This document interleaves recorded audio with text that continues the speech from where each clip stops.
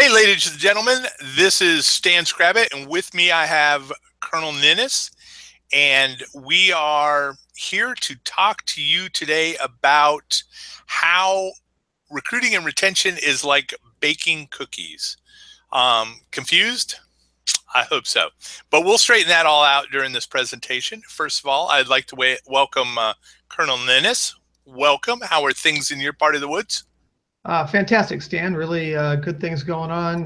Last weekend, I was out at Great Lakes Region for their region conference. Really great time. Got to spend a little time with General Myrick, Colonel Felka, some old friends from Great Lakes Region, and got to give some good talks to people about recruiting and retention. Sweet. And you also went out to the Air Force Museum. I did. 25 years it's been since I visited. Awesome time. Might be a good recruiting opportunity even. Very cool. Very cool.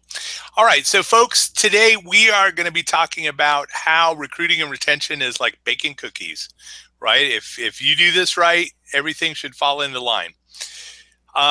Before we get started, just want to remind you that you can add things into the chat, and Colonel Ninnis will be monitoring the chat. So why don't you take a moment right now and just say hello. Let us know where you are, who you are, and just kind of sign in and give yourself credit. So I see we got 6 viewers out there right now. Why don't you just check in? A couple other things, and I'll mention them at the end if I remember, is if you like our presentations, send us some love, right? On the videos, click up the thumbs up if you think our presentations have been good and useful. Thumbs down if you didn't. My feelings will be hurt, but I'll get over it. And also, you can share this with friends. Have other friends come out and look at it. We think we're providing input that will help the units. And yeah, basically, anything you want to add to that, Colonel Ninnis? No, I think, General Myrick even mentioned that, we're doing all these video trainings, and it's really important for the units. That's really where the Civil Air Patrol recruiting mission lives or dies, is at the unit. I can do the best job I can do nationally. I could bring in lots of people, get a lot of interest in the organization. But if they go to the unit and the unit isn't either able to take in those recruits, effectively display and explain the program, or they just don't have an interesting program for somebody to join, then my efforts are for naught. So everything that really happens, just like politics, all recruiting is really local.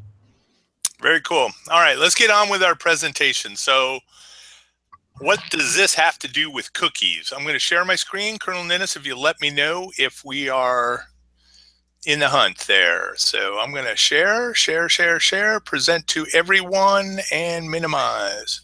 See, oh, there you go. I saw your crazy screens there for a second. My infinity screens. Okay. But you can see the presentation? I can indeed. All right, let's get this started. So why is this like making cookies? Right. So imagine that you're out there, you are in a local squadron, you're struggling to keep, to get members and to keep members. And what do? Right. So, all of us are doing this. So I'm going to, pin you down as being a recruiting and retention officer. So you're going out there, you're trying hard to do these kind of things, to get these members. And no matter what you are doing, your program is struggling to break even, or maybe you're even losing members, and you're trying to figure out what the heck is going on. So you want to get a program that is attracting and keeping members.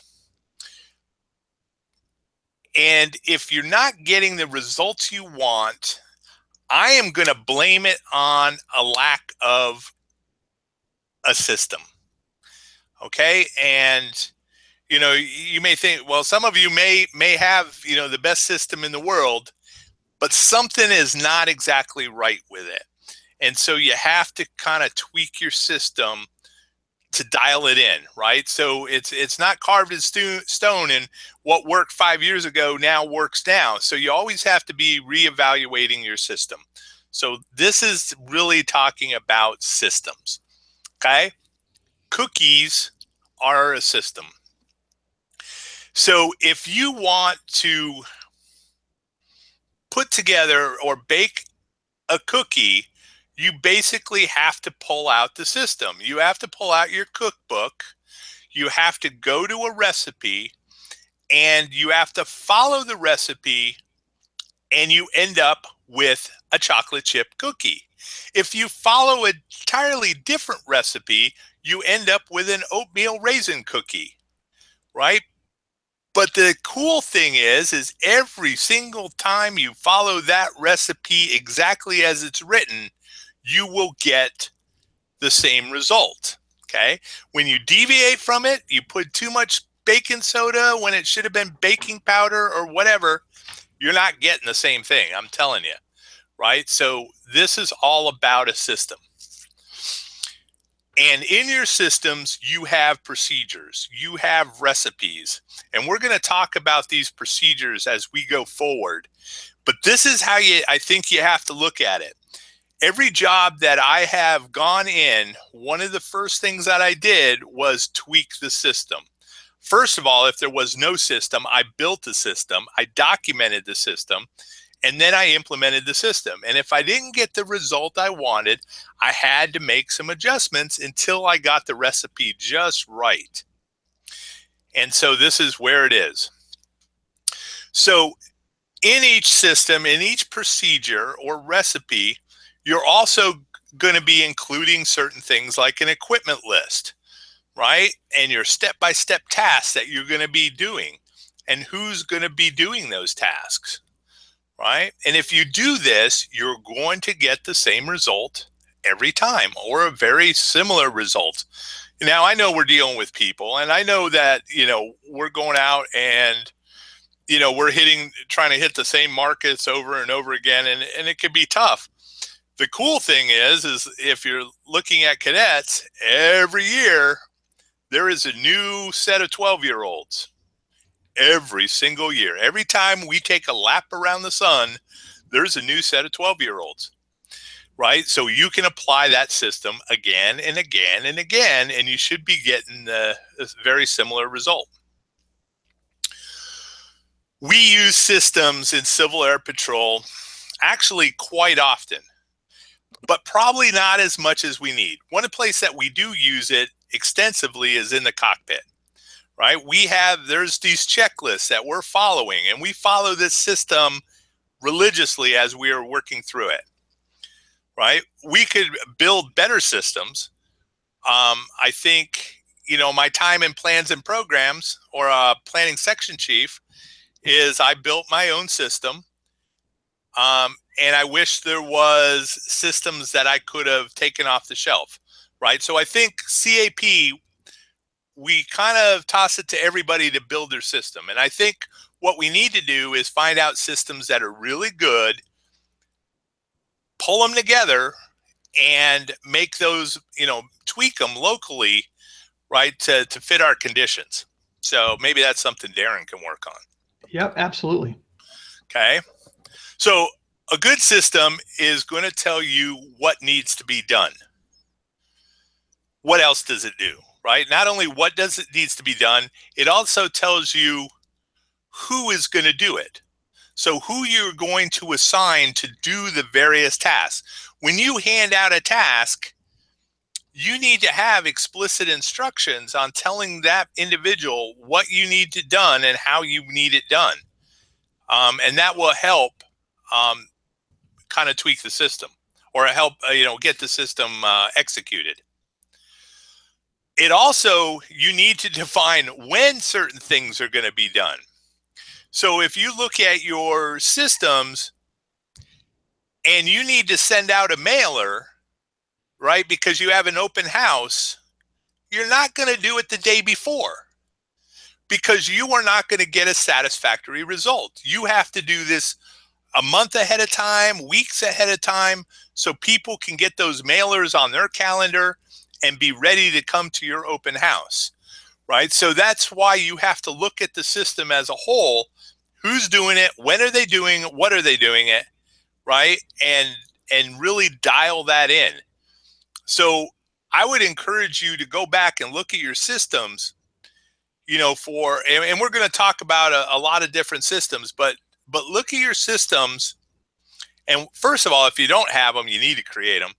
And once you create them, you need to run them and execute them and find out where the weaknesses are and just keep dialing it in until you've got something really strong. One of the systems that I tripped upon once upon a time was written by our own Colonel Ninnis. Darren wrote this thing, and it was how to do plan and execute an open house. I was struggling like crazy to satisfactorily get people into the doors, and I tripped upon this on cadetstuff.org, and I thought I hit the gold mine, because I implemented that system, and I went from a struggling unit that was getting ready to close, less than 8 members, to having 60 members in 3 years' time. And I attributed it all to that system to helping me do this. And our first video in this series talks about that specific system. So kudos to Darren. So here's some strategies on going ahead and building your system, right? First of all, we got to make it as easy as possible. So these are suggestions and tips that I'm going to share with you. And, if you want to use them, great. First of all, I would strongly recommend building your system in Google Drive, right? Google Drive that's shared out to the rest of your team, so everybody has access and you know where everything is.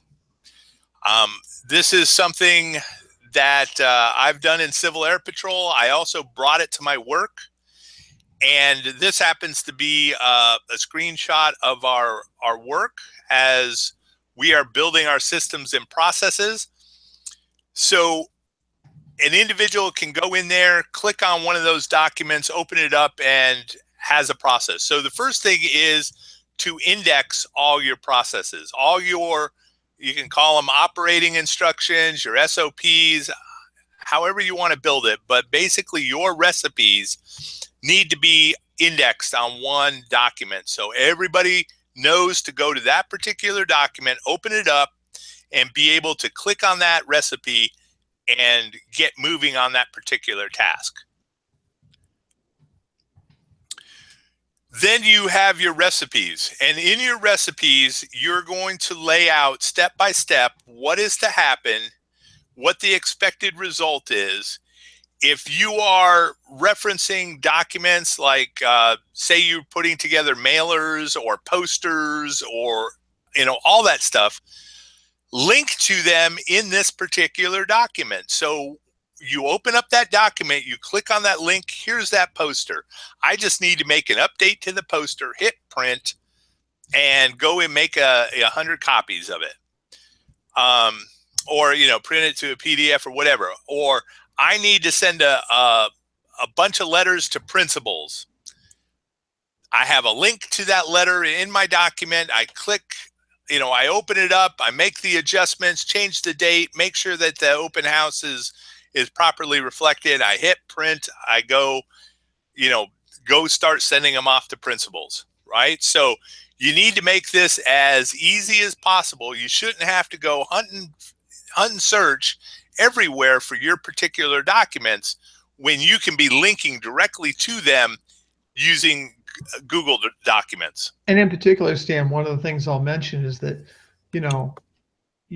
this needs to be repeatable. It needs to be done necessarily not by you, but maybe by somebody else in the squadron. Maybe you're on vacation when you schedule the next potential open house or other recruiting events. So, if you're reinventing the wheel every time you do this, it's difficult. But if you did it once, now you leverage the investment of time, but keep that stuff there. So now you can do it over and over and over again with just a couple of mouse clicks.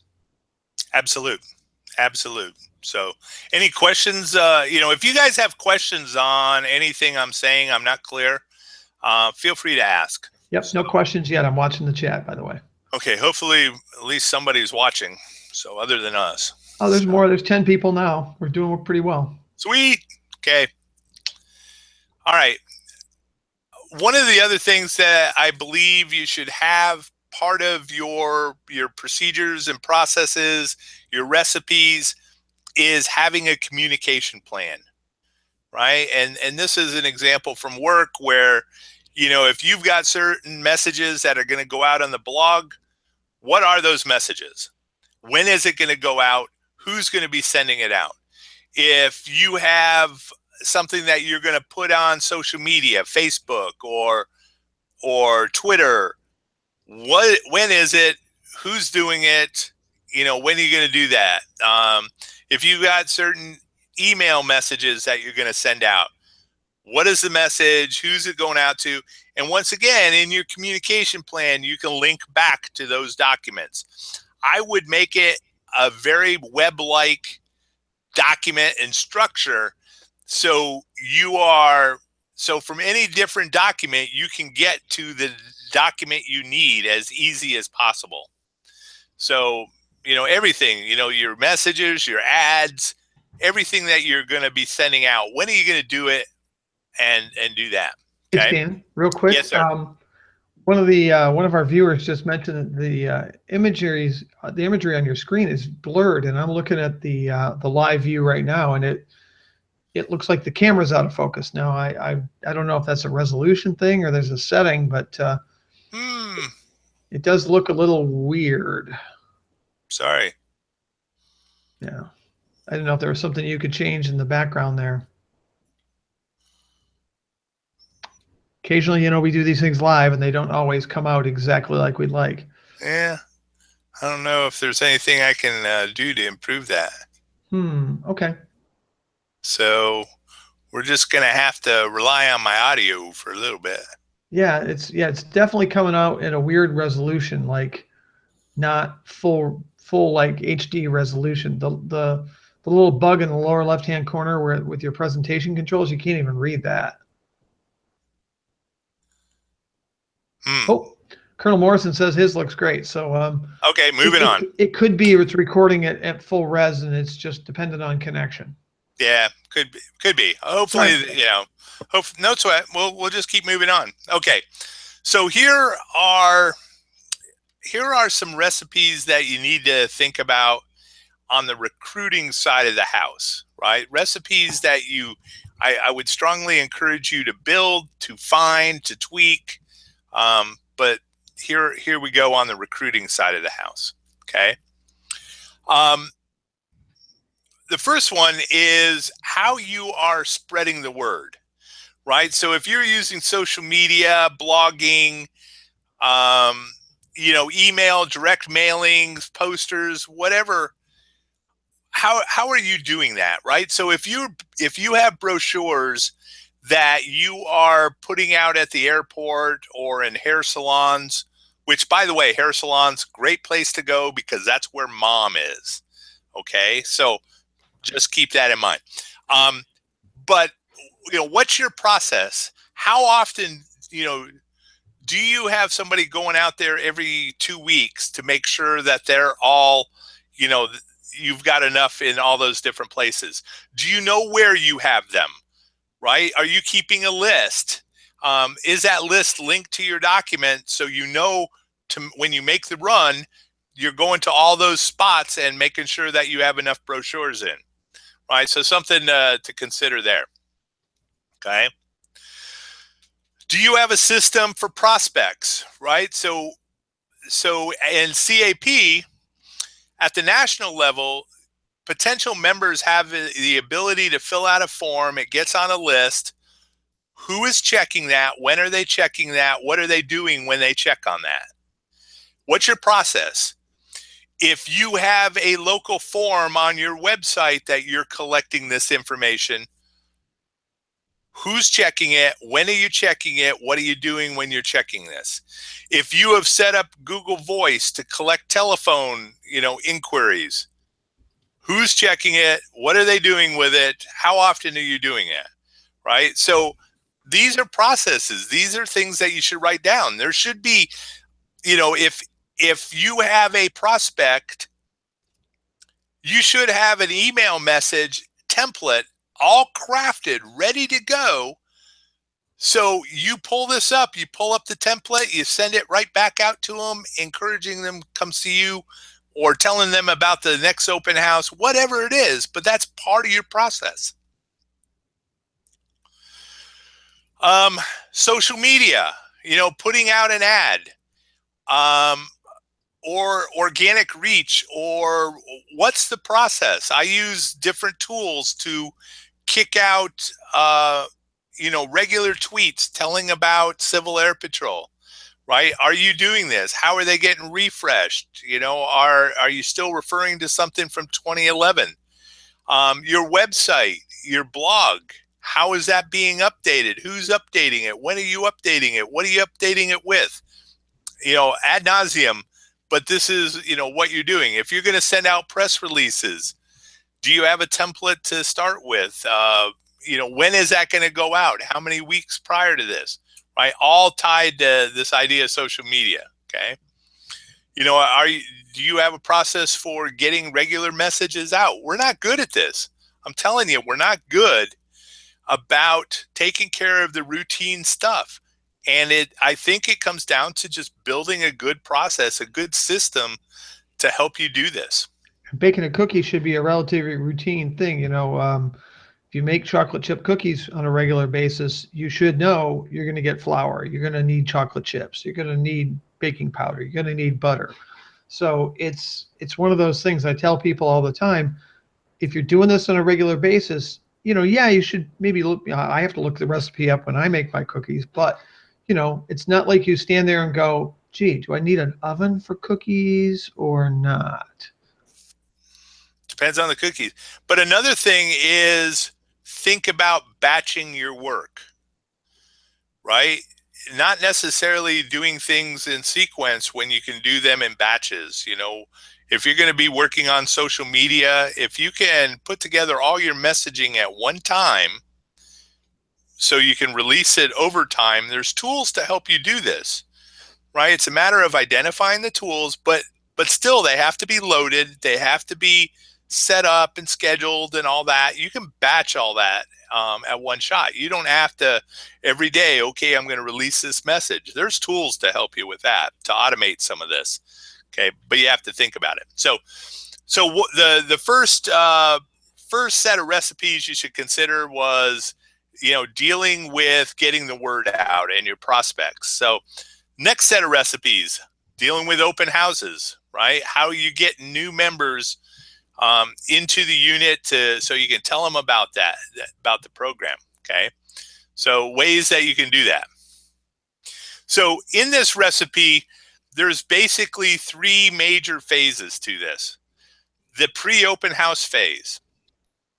It's getting your posters out, getting the messages out, having your members go hand out brochures. All this is part of the pre-open house. There in Colonel Ninnis's open house system, he had that explicitly laid out. He started 90 days ahead in his system, and there was things to do at 90 days. There was things to do at 60 days, at 45 days, at 30 days, at 15, 10, every day up until the open house. All that was pre-open house. So there was specific steps there.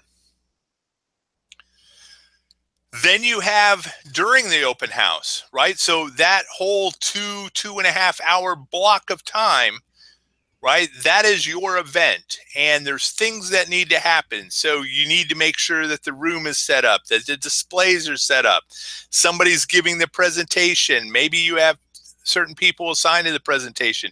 Who's going to be escorting people to their seats? Who is going to monitor the doors? How is Punch and Cookies going to get there? I mean, all those things, there is a script that you should be following. There is certain things that members should be saying, as kind of a cohesive package in what you're doing? Do you have the handouts to give those? That was probably pre, but making sure the handouts are set out so people can pick them up. All that is part of, um, that what's happening during your open house. Then, what are you doing after the open house is done? Right? Did you collect a list of names that you're now going to follow up? Who's going to follow up with them? What are you going to send them? How are you going to, how are you going to keep following up with this individual until they become a full member? So that is things that you need to do post open house. You need to do a debrief. What are things that you need to improve for the next open house? Go ahead and update your recipe accordingly. So that's all part of this whole package, right? That you need to be considering, post your open house. You do get a member, right? What are you going to do with them? Are you set up for great start or getting them through level 1? Get them through level 1, then what? So this is all part of that, part of the system, okay? Another recipe to consider are those other recruiting events, ways that you can work with other organizations. Have you set up a calendar? When do you review this calendar? How do you know that other organizations are having events, right? What is your planning? How do you interact? Do you have messages that you send them? Do you respond to their messages, right?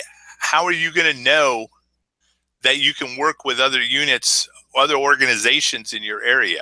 Stan, that's an interesting point because, like, for example, we have National Night Out here in my town, first Tuesday in August. So that's penciled into my calendar because I happen to know that that's always the first Tuesday in August.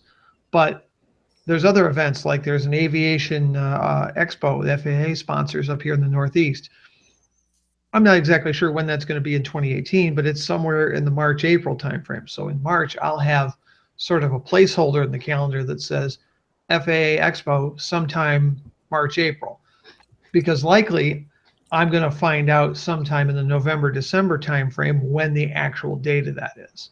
So it's good to have that placeholder there, even if you don't have an exact date. Just say, yep, don't forget during the month of April, we always do the fish and game activity, or in the month of July, there's the airport open house every year or something like that. Yeah, and the idea of a system is to reduce the amount of surprises and unexpected activities that are happening, right? So, I think about my time in the Air Force when we were getting attacked as a security controller.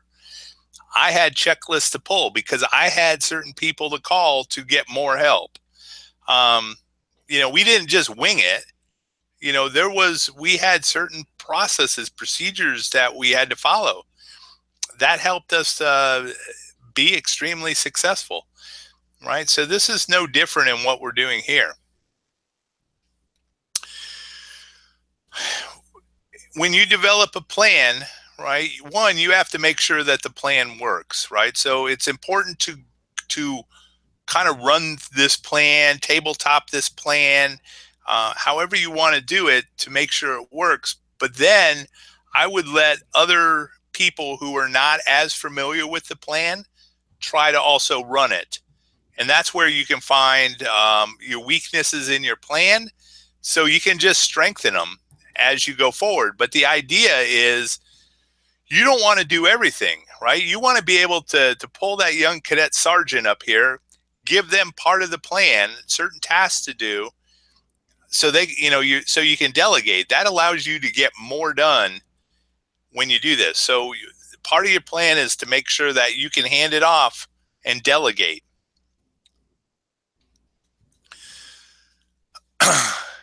Same thing as the open house. Building a system where you are collecting leads that you can then follow up to turn them into members. So you need to have a system or process in place where you can do that. How are we are they signing their name on a list? Are you collecting business cards? Are you um, having them fill out a postcard? Whatever it is. But then you have to do something with them, right? You can't just collect them and throw them into the bottom drawer, right? You have to follow up with them. So what is the system that you have? All right, so we looked at, just basic prospects and getting prospects into the door, and, doing open houses and doing events, which, falls into that recruiting. And those hopefully are some ideas of things that you need to get documented and build systems around. So now let's turn our attention to retention, which is another set of recipes that we need to be concerned with.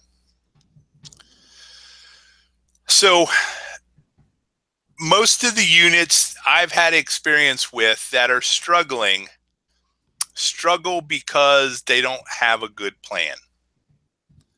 Okay, if you want to have a good unit, planning is a central part of this, part of the process. So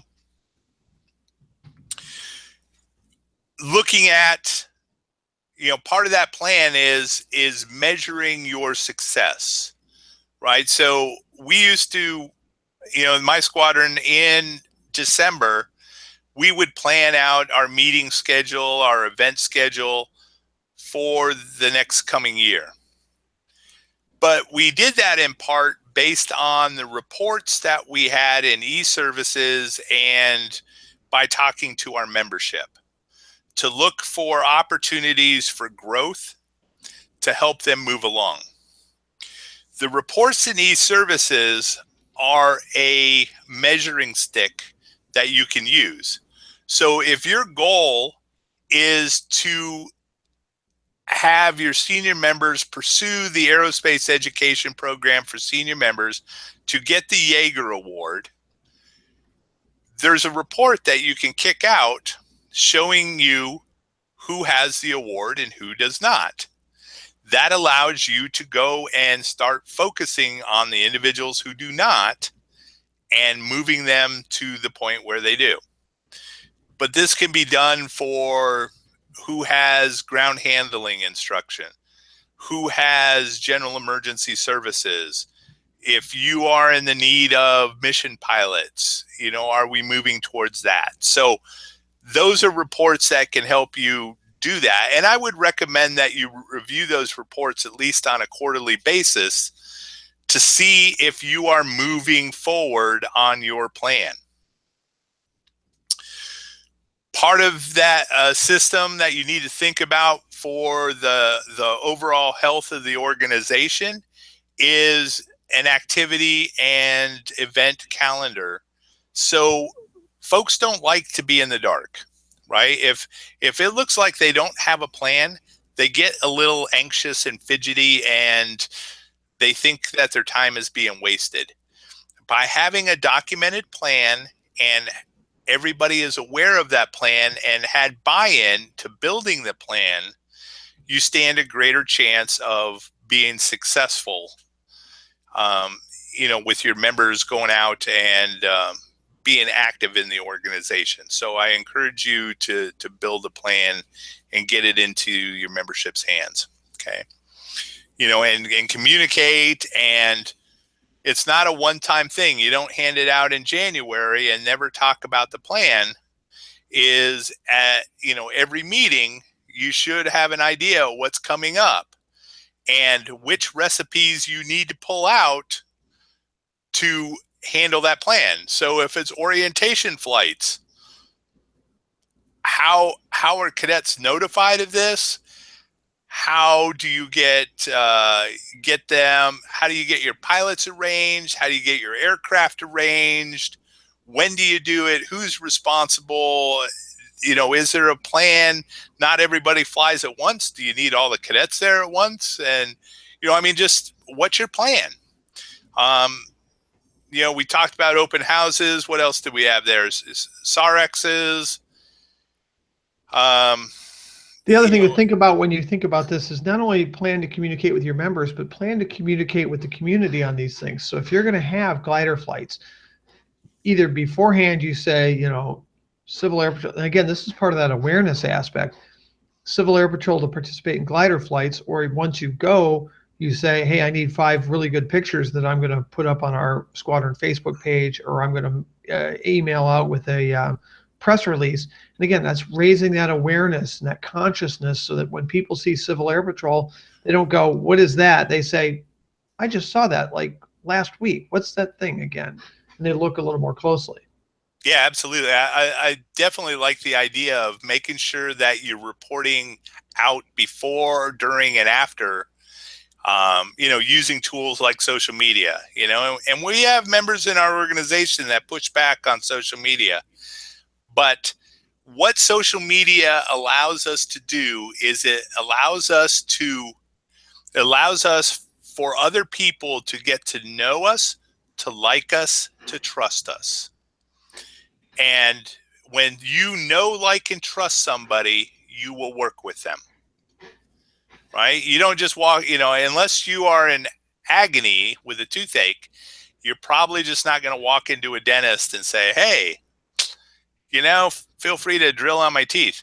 You're probably doing some research. Who's a good dentist? Which one does it least painfully? Right. That's the same thing with us, right? Is we need to get out in the eyeballs of other people. So I totally agree with what Colonel Ninnis is saying by going out and photographing and sharing this stuff and having our members share it also. Okay. One of the other processes or recipes that you need to keep track of is the progression of our members in the program, right? That's usually responsible of like the deputy commander for cadets, cadet training program or officer, the professional development officer. They're trying to keep an eye on this, but there has to be a system. Are you aggressively working people, through their programs, whether it's moving them along in a specialty track? I know Colonel Ninnis, he gets tired of hearing me talk about moving people in a specialty track. But that's part of our program, right? People are coming into our program for many different reasons, but one of them is they want to grow as a person, and we have a lot of different skills and knowledge that we can pass on to them. So, what's the process? So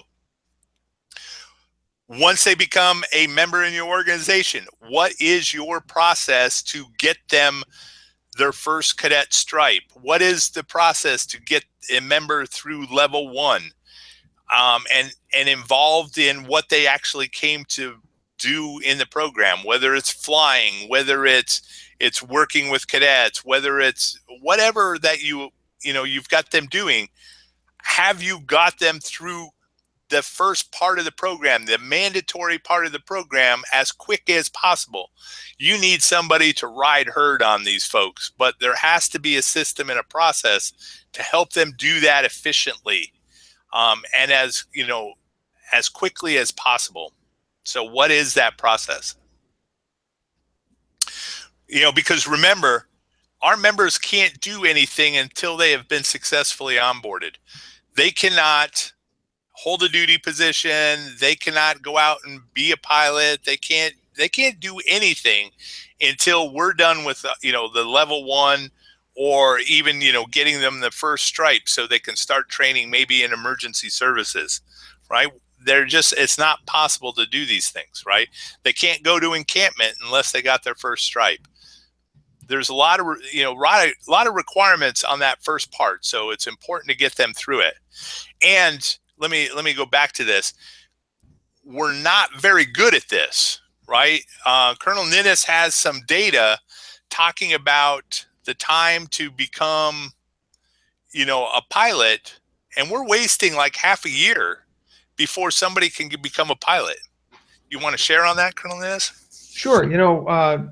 I presented this to the command council back in March. You know, just some rough back of the envelope numbers.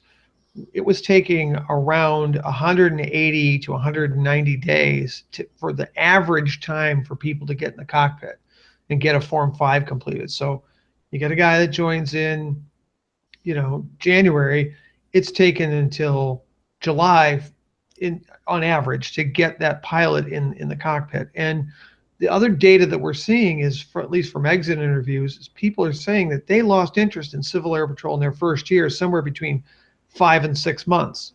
So if a pilot joins and the flaming hoops to jump through to get to be a pilot takes 6 or 7 months or 7 or 8 months, for whatever reason, weather and aircraft scheduling and instructor scheduling and taking the level one and yada, yada, yada, that's okay.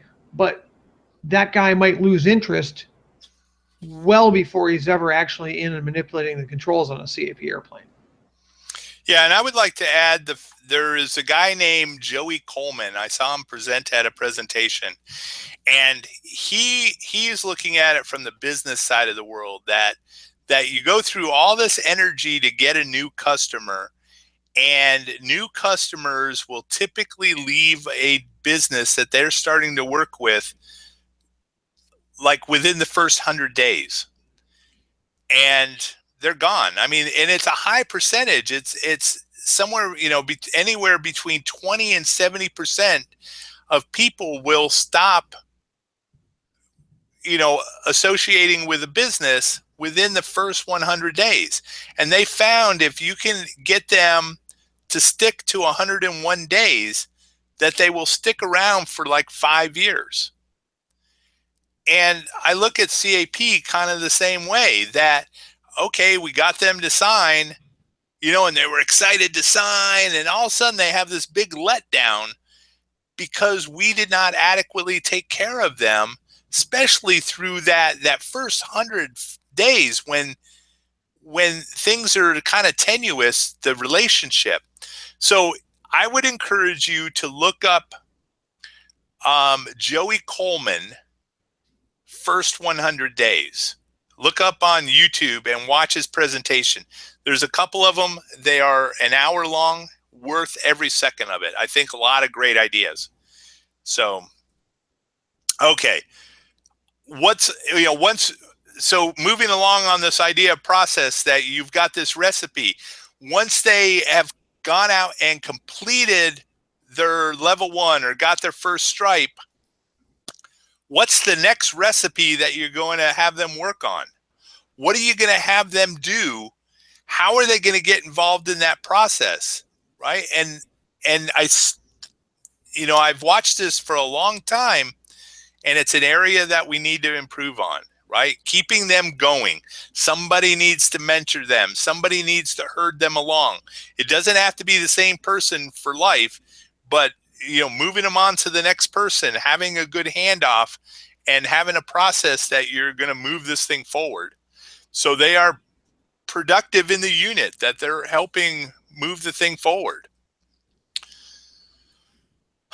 Taking care of our members, right? This is another part of the process that we need to keep in mind. Taking care of our membership, okay? What is your process for recognizing your members?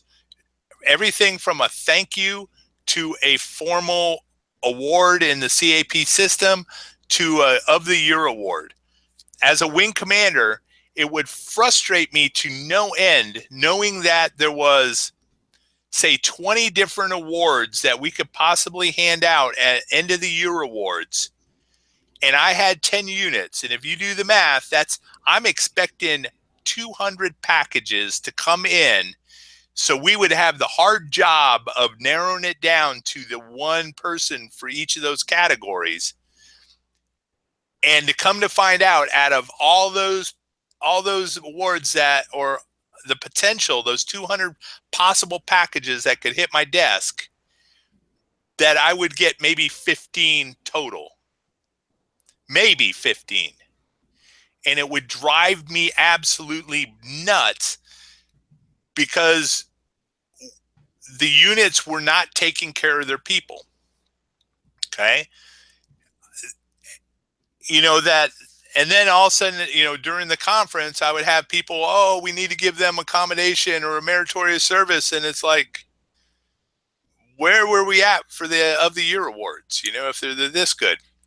But we're also not doing a good job of handing out those other decorations. In CAP, for the longest time, it seemed harder to get a Commander's Accommodation Medal than it was to get an Air Force Meritorious Service Award. And for the life of me, I couldn't understand that. So, what is our processes? In the unit that I was in October, we had a process for deciding who was going to be selected for which award, and we would start writing the packages in October. That was on our schedule, on our calendar, because it was just an important thing to do. Training. What are we doing to advance folks, right? That goes back to those reports, right? I would, as the wing professional development officer, I would look at those reports quarterly, and I would identify the folks that needed SLS and CLC. I would try to figure out, okay, they only need to move up in their specialty track before they got level 2 or level 3. And I had a system and a process in place that I would communicate back to the squadron commanders and the professional development officers and try to keep these people moving through the professional development program. Well, this goes for everything: our aerospace program, our ES programs, our professional development, the cadet side of the house, moving them through. We should not have cadets sitting in the same stripe for over a year. I don't know how we allow this to happen, right? But somebody is not running the processes. They're not keeping an eye, knowing, hey, Snuffy, he needs to take a leadership test. Let me work with Snuffy, to get him through this, because it's important to move them through this whole part of the program. So these reports that you can get out of e-services tell all kinds of stories. There's all kinds of opportunities that you can build a story around and start talking to your members and letting them know where they advance. But it has to be part of your overall system, part of your recipes that you use. Somebody has to be running that part of the recipe. Then also, is there a process in your unit where you get feedback from the members to see what the health is of the unit, right? Are you meeting their needs, right? Do you have this as part of an overall system that you're dialing in, and on a regular basis, maybe you're surveying, or just, you have your questionnaire that you're going around and running to the members and just talking to them. But it's something that, I think units, they need to do. And one of the things that I hear very often is like, oh, I'm just so busy. Systems will help you with busy. Because it frees up a lot of mental space that you're juggling all these details. And so having a system written down offloads a lot of mental taxing energy that you're exerting. And so, that'll help you. And the other thing is with a system, you can delegate, right? They can't read your mind, so you can hand off parts of this and have them run parts of your system. So I strongly encourage that you get it documented. You have the rest of your members help you do this documentation. That's why you're using Google Docs, right? Everybody can work on the same document at one time. It's wicked good. So that is my show and tell. Why Systems, I think, are important. Ways that you can implement a system using Google Docs, ways that you can get that in motion. But, thinking about systems for recruiting and retention, everything from getting the word out, spreading the word. What do you do when people are interested, to your open houses and events, but then also looking at retention when you're looking at,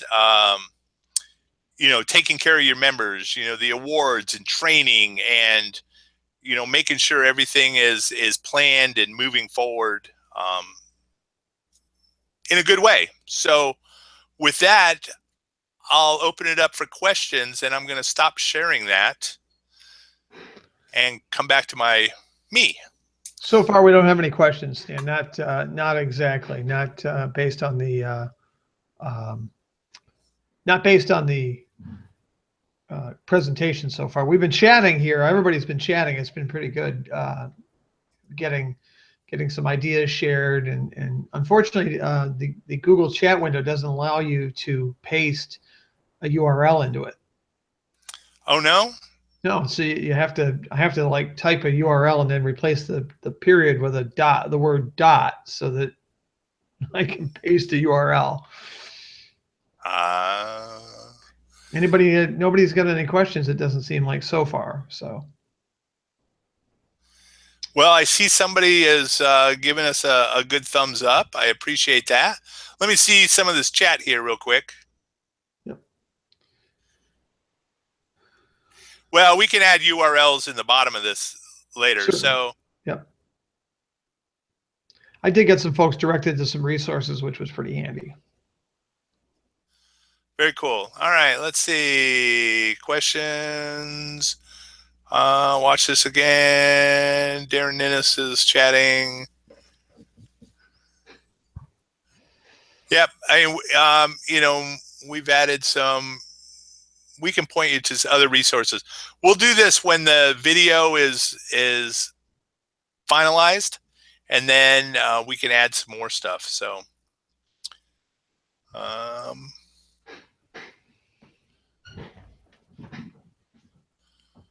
Yeah, there's not. There you go. Anita's figured out how to use the dot feature. Very cool. So no, it doesn't look like any real serious questions. I mean, where do you start? Pamela wants to know. Pamela, are you asking us where do you start as far as recruiting goes? Sometimes you just have to jump right in. Well, Nelson Bonnie asked a question. What was the best method used to recruit senior members? And we've talked about this before, and I'm a fan for senior members to do targeted recruiting. So I would put out specific advertisements in Craigslist, target like Facebook with certain advertisements, and also use Volunteer Match and just do some targeting. If you're looking for pilots, you can try to farm the FAA pilot database and put that out there. So let's see what other questions are out there. Facebook advertising, I think you talked about. Dave Richards says here, he says, systems are great, but he doesn't want to create one that's already established. In a lot of instances, though, what works for you or what works for one place, you can take the framework, you can take the majority of it, and all right, tweak it for your squadron. I've had plenty of people tell me, well, I like your idea. Well, that's great, but I don't want to use it. Why not? Well, because it doesn't work for me. Well, make it work for you. I mean, you can steal my good ideas and throw out my bad ideas. I skin off my nose, right? So, and the other thing is talk to your next echelon. If you're a squadron recruiting and retention officer, talk to your group or your wing recruiting and retention officer. They're going to give you some help. They're going to give you some ideas. They'll have some resources that are local and potentially helpful for you in your local unit. I mean, I can tell you that nationally. I can give you some ideas. I can point things at you, but ultimately, you've got to make it work for your specific environment. Somebody says, "Hey, look, I can't run an open house because I have I meet in a church basement." All right, well then don't run an open house. Do something different, So it varies by unit. So I tell folks all the time, pick something and run with it. Yeah. Going back to Pamela Lipko's question, where do you start? One, I would just kind of mind map or brainstorm what tasks that you basically perform. What things, and the regs will help you point you in the right direction. Study guides for the specialty track recruiting and retention will point out certain things, but start with a Google Docs where you can index them and kind of get them into categories and some logic on what you're doing. And then, if it says, conduct an open house, okay, that's a great place to start. Let me start a new document with that conduct an open house. And then let me start, what's the process I need to do? And that kind of brings us back to David Richards talking about, systems are great. Where do I start? I would encourage, there's a program out there called Slack, that I think every wing should have a Slack channel where you can, or a Slack site up where you can create a channel for recruiting and retention just to share ideas. And if somebody has built something, share it among the rest of the organization. Sharing it, the best thing we can do is just share. And if you have something, just keep passing it along for other people to get a hold of and ideally improve. And that's how we can, keep moving it forward. But, you may work at it, if you've got a group and you got 5 squadrons in the group, you may kind of come together and say, okay, why don't you write up the process, what you do for new prospects, and I'll take care of the process, what we do for an open house, and you take care of the process, what you do for, XYZ. And then just kind of share it with the rest of them. It's kind of like building a study group for, a major class. Everybody, works on, a part of it, and then you share it to the rest of the group. So not everybody has to take notes for everything. So you build the best set of notes by just focusing on one area. So kind of the paper chase method, if you ever seen that movie. So,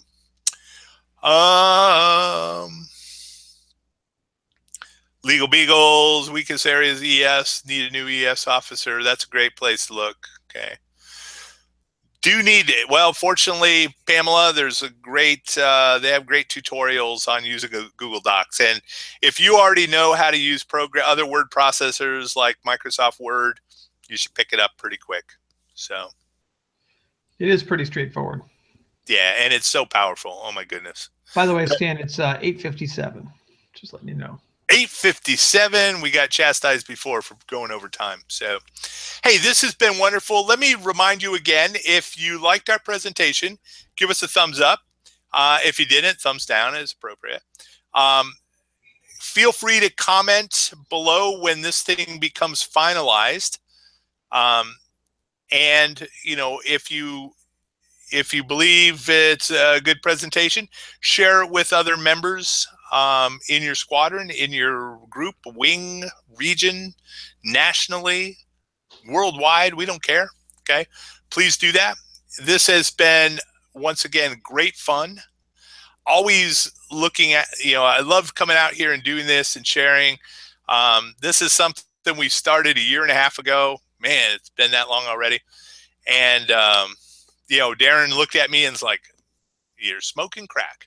And it's like, no, this will work. But it's been good fun doing this. And so, yeah, let us know. Also in the comments, feel free to let us know what you want us to kind of dial in on, and maybe we'll do the next presentation around that. So, Darren, absolutely fun. If you hang out, we'll chat a little bit. And then for the rest of you, I'm going to bid you farewell. I'll turn you over to Darren. Appreciate everybody being on tonight, and everybody who looks in. Put a little plug in for the recruiting workshop for those who are the recruiting boot camp for those who are planning to come to the national conference in San Antonio. San Antonio, been there. All right. Well, folks, thank you. And we'll have a presentation up shortly.